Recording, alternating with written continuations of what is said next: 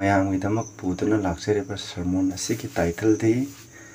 most precious treasure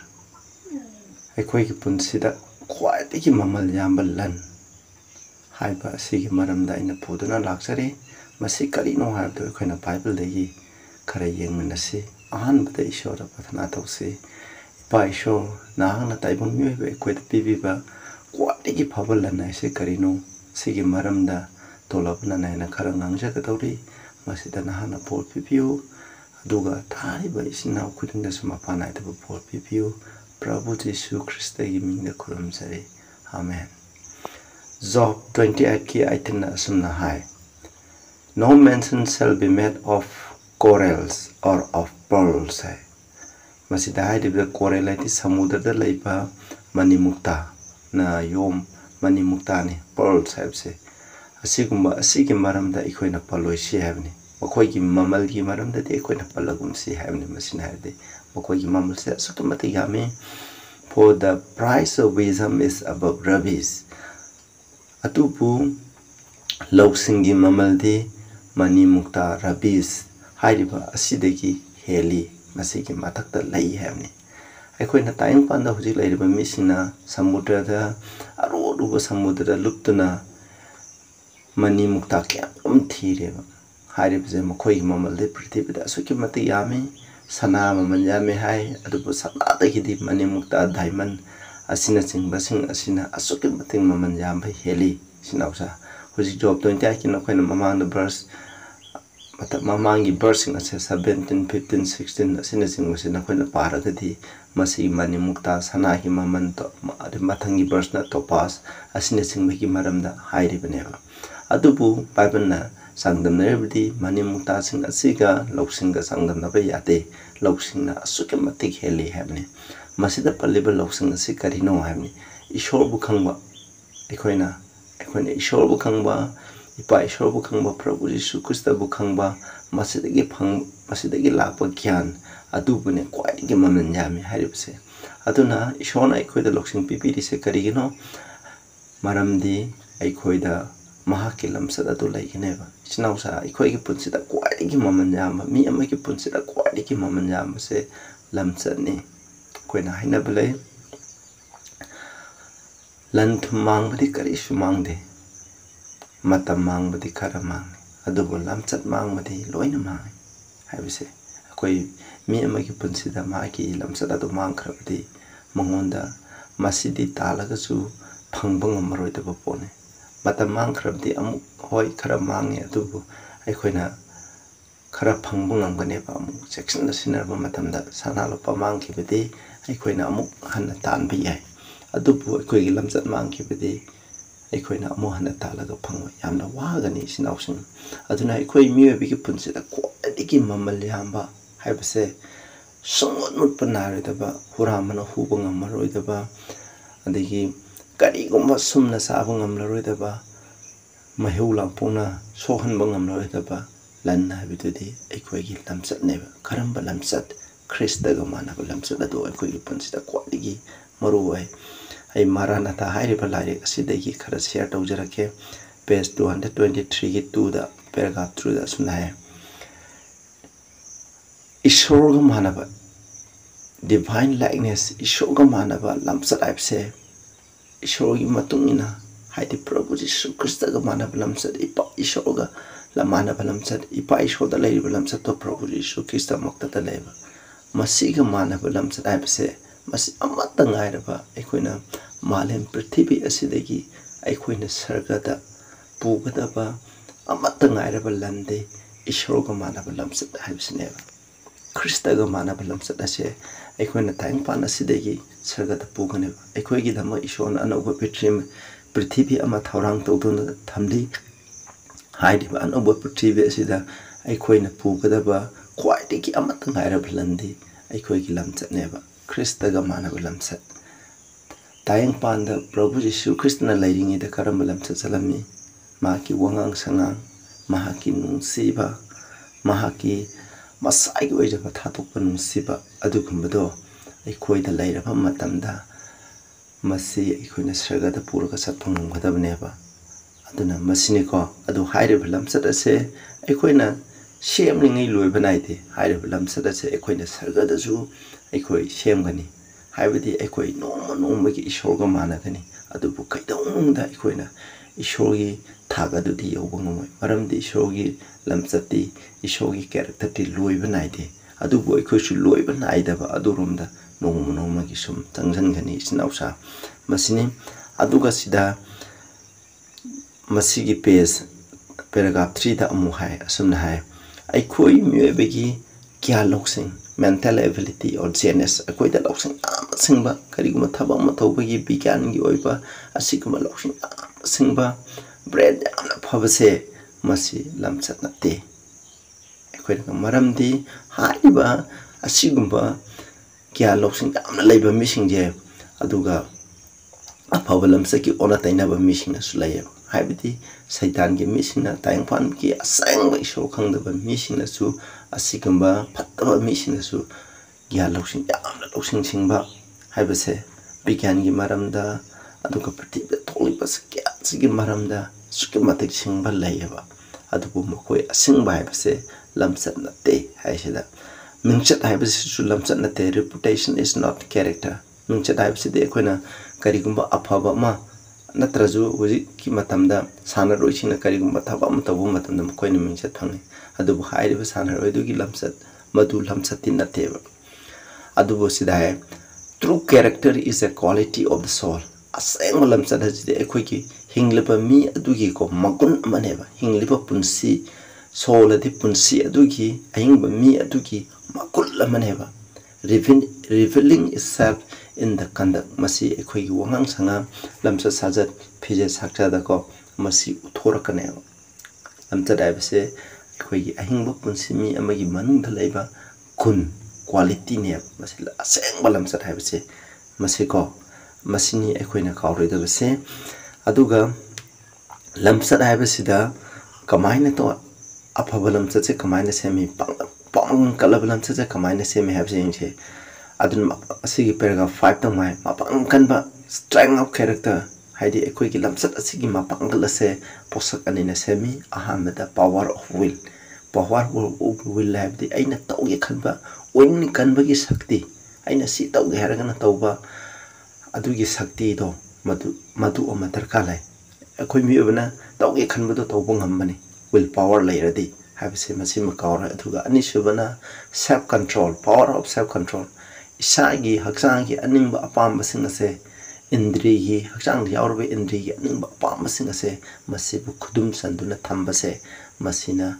masi ani chapulaga akoina lamthache akanba lamchada se oibang nangkhaneba akoi ki will power sina karambasina apa kaktangbu apa vibes krai de pangani bible da pangani ishor ki wahi paraga maside ki phangba apa singase shorna haiba khudum se inge ishor de ki pangal laruga sakti laruga inge haina masigi matuina satba aduga ekoi ki self control isagi aningba apamba tongningai ki thama themba laiba khudum se hairiba will power sig loina na masibu control to khudum sanduna thambagi sakti je masi asina aseng balam chatneba maramdi mi kyamun na ha kyamarum na mokoina khali mokoi gi mapangan kanba uncontrolled patient mokoina tawge khanba mokoi ga saw kalapung mi hoba apabu ersum masigumba tawge na khanba je masina lamchatni haina khalipse aran bani mar asum badi karino hairiba khoi haksangi patient asaw kalapung mi hoba leiriba myam sina mokoi bu khudum chaleba mi ado ason ba mini masidhai sum khoni yengse aduga kwadi kanba midi kwadi chinglema midi aduna masidi keno mahaki sakti na mahaki feeling do control do ne feeling na mabu control no feeling ade apam haksangi aningba apam singla ko myamse masibu control to ba sakti do adu akanba koi haina mase yam sumabni sinawsang mase adu sde kwadi kanba midi hai the stronger man is he who while sensitive to abuse mahapu mina lana tawire monda ma kyamam tawire haina haiba mi asina khangaba adubu khangba taragasu mahana ko mahaki asawba mahaki adugma myam patient monda lairiba myam kalakpa khangde mi hoba lairiba kudang monda sawna tawrapa myam lerasum mana sawdaba adugi mai patient asaudu phathaba aduga mahki hingabu kokpi bangam base masi khwaidagi kanbang khwaidagi kanba minyai masi kanada lei masi Prabhu Jisu Krista lei masi kanada lei aikoina Stephen lei aikoina khangba yai aduga Daniel aduga Bible ya phawa missing ase masida masi leiba makoi be mina pana pura basu saira basu Kristana magi asang lam chati mina pura basu engona bahira basu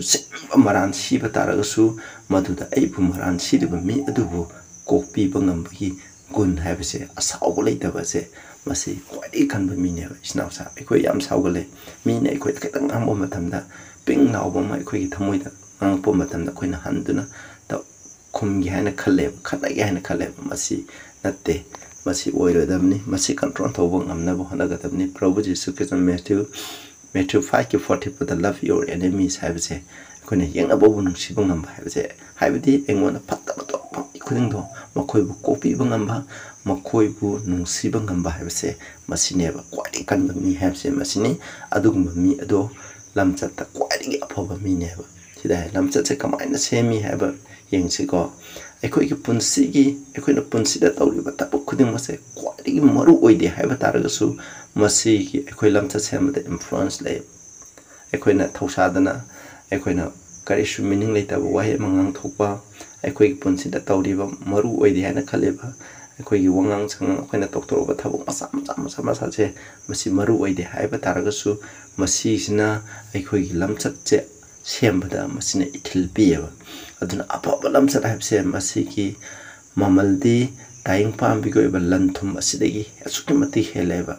adubu hayba lamchat se sembase masi the work of forming it is the noblest in which man can engage lamchat apaba sembase mi amana tawba yaba kwadi apaba thabak ne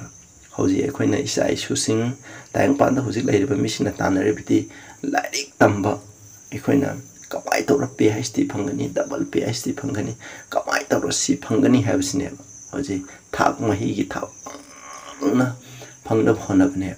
honabase cha painga gi honaba masida kwadi chawba thabak ne na khaleba mahi taleba su kaidaba chawba thabak tawraga paisa phangani habigi wakal asina ekhoina tawre adubu koi Christian amagi punsida mi amagi punsida kwadi gi maru oibedi ekhoina lemba kwadi lemba thabakti lamchat semba neba lamchat semba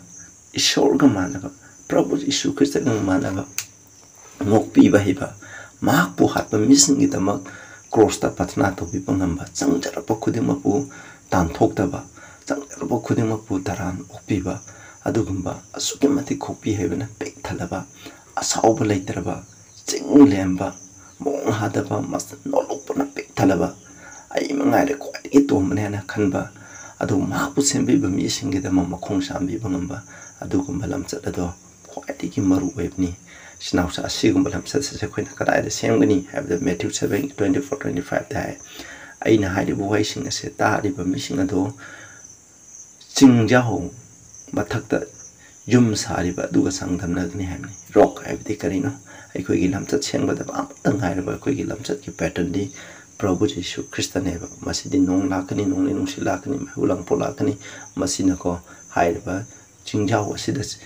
semkiba yum adudi thukai phangamoiba ekhoi su yum saba amani Christian oiba ekhoi se ekhoi gi lamsa se Prabhu Jisu Krista semsi adui davdi mahulang po lasu saitan la asu noro ki maina su kuitigi kwati tamthiraba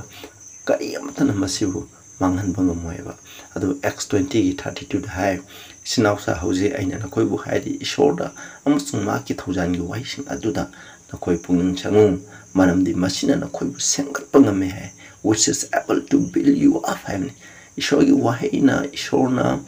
ekoi bu sengat pangame ba aduga to give you an inheritance among them which are sanctified sangto pikraba pa thadokraba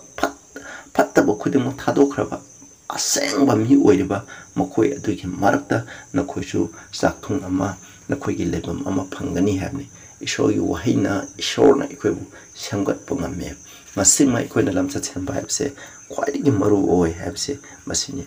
quotation ani khak pazaraga ikoi loisandaraga isnausing han quotation da ikoi ꯑꯩꯈꯣꯏ ꯑꯔꯣꯏꯕ ꯃꯁꯤꯗ ꯍꯥꯏꯀꯣ child guidance ꯍꯥꯏꯔꯤꯕ ꯂꯥꯏꯔꯤꯛ ꯑꯁꯤꯗ ꯑꯩꯈꯣꯏ ꯌꯦꯡꯃꯤꯟꯅꯁꯦ ꯑꯩꯈꯣꯏꯅ ꯂꯝꯆꯠ ꯁꯦꯝꯕ ꯃꯇꯝꯗ ꯑꯩꯈꯣꯏ ꯈ꯭ꯔꯤꯁꯇꯗ ꯁꯦꯝꯒꯗꯕꯅꯤ ꯃꯍꯥꯛꯅ ꯑꯩꯈꯣꯏꯒꯤ ꯂꯦꯡꯗ꯭ꯔꯕ ꯌꯨꯝꯐꯝ ꯑꯗꯨꯅꯤ ꯀꯩꯗꯧꯅꯨꯡꯗ ꯂꯦꯡꯍꯟꯕ ꯉꯝꯂꯔꯣꯏꯗꯕ ꯌꯨꯝꯐꯝ ꯑꯗꯨ ꯈ꯭ꯔꯤꯁꯇꯅꯤ ꯍꯥꯏꯕꯅꯤ ꯑꯗꯨꯅ ꯑꯩꯈꯣꯏꯅ ꯗ ꯇꯦꯝꯄꯦꯁ ꯑꯣꯐ ꯇꯦꯝꯞꯇꯦꯁꯟ ꯈ꯭ꯋꯥꯏꯗꯒꯤ ꯀꯟꯕ ꯑꯊꯦꯝꯕ ꯑꯃꯁꯨꯡ ꯇ꯭ꯔꯥꯏꯜ ꯑꯁꯤꯅ ꯍꯥꯏꯔꯤꯕ ꯑꯩꯈꯣꯏꯅ ꯏꯇꯔꯅꯦꯜ ꯂꯣ ꯄ꯭ꯔꯚꯨ ꯖꯤꯁꯨ ꯈ꯭ꯔꯤꯁꯇꯗ ꯁꯦꯝꯈ꯭ꯔꯕꯁꯦ ꯃꯁꯤꯗꯤ ꯃꯥꯡꯍꯟꯕ ꯉꯝꯃꯣꯏ ꯂꯦꯡꯍꯟꯕ ꯉꯝꯃꯣꯏꯕ ꯏꯆꯤꯟꯅꯥꯎꯁꯥ ꯍꯥꯏꯕꯗꯤ ꯑꯩꯈꯣꯏꯒꯤ ꯂꯝꯆꯠ ꯑꯁꯦ ꯄ꯭ꯔꯚꯨ ꯖꯤꯁꯨ ꯈ꯭ꯔꯤꯁꯇꯗ ꯍꯥꯏꯕꯗꯤ ꯄ꯭ꯔꯚꯨ ꯖꯤꯁꯨ ꯈ꯭ꯔꯤꯁꯇꯗ ꯕꯥꯏꯕꯜꯒꯤ ꯃꯇꯨꯡ ꯖꯣꯟ 1ꯒꯤ ꯃꯇꯨꯡ ꯑꯗꯨ ꯄ꯭ꯔꯚꯨ ꯖꯤꯁꯨ ꯈ꯭ꯔꯤꯁꯇꯁꯦ ꯑꯍꯤꯡꯕ ꯋꯥꯍꯩꯅꯦꯕ ꯑꯩꯈꯣꯏꯅ ꯕꯥꯏꯕꯜꯗ ꯄ꯭ꯔꯚꯨ ꯖꯤꯁꯨ ꯈ꯭ꯔꯤꯁꯇꯗ ꯕꯥꯏꯕꯜ ꯄꯥꯔꯒ ꯅꯩꯅꯕꯗꯒꯤ ꯐꯪꯕ ꯑꯆꯨꯝꯕꯗꯨ ꯏꯟꯗꯨꯅ